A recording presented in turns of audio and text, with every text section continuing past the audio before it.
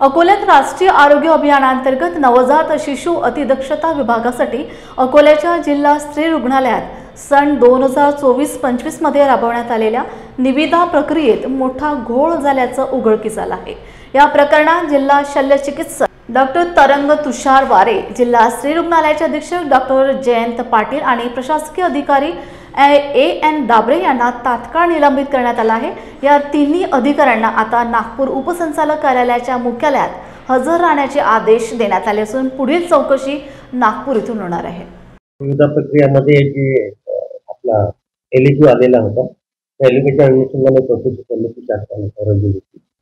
तर चौकशी समितीने जो अहवाल दिला त्या अनुषंगाने तो अहवाल शासनास सादर करण्यात आलेला आहे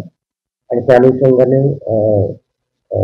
मंत्रालय कार्यालयातून 3 आदेश आपल्याला सध्या प्राप्त झालेले आहेत निलंबनाचे आणि त्यांचे सध्या मुख्यालय नागपूर उपसंचालक नागपूर आपल्याला येथे नागपूर येथे ठेवलेले उपसंचालकला नाही त्याबद्दल अद्याप काही माहिती आलेली नाही आहे आणि जे कंत्राटी कर्मचारी आहेत ते फक्त आपण SNCU आणि नर्सिंग स्टाफ हे दोन्ही याच्यामध्ये घेतलेले होते, तर याच्याबद्दल अद्याप काही बातमी आलेली